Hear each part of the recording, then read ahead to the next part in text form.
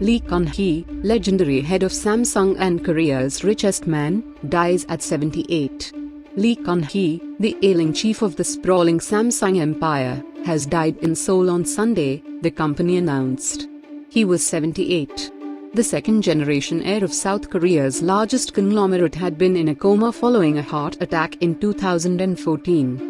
Lee was surrounded by his family at the time of his death, including J.Y. Lee, his only son and the vice chairman of Samsung Electronics, the company added.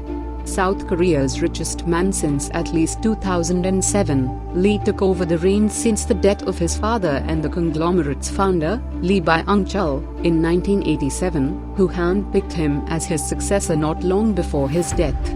Lee is perhaps most famous for telling his executives to change everything but your wife and kids, in a 1993 declaration, when he announced management reforms.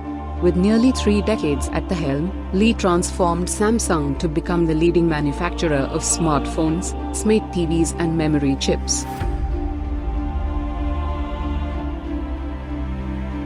Lee was a master of careful, cautious and shrewd decision-making, says Jeffrey Kane, who wrote a book on Samsung. Suffering from lung cancer when he made the incredibly risky decision in 1983 to enter semiconductors, Kane says, allowed Samsung to turn Korea into a republic of Samsung.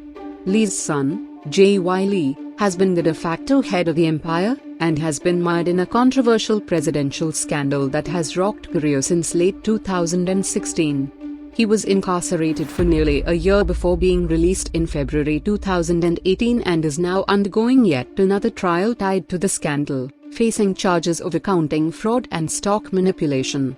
Similarly, the elder Lee was convicted twice of charges related to bribery and tax evasion, among other white-collar crimes, but was twice pardoned by the sitting president.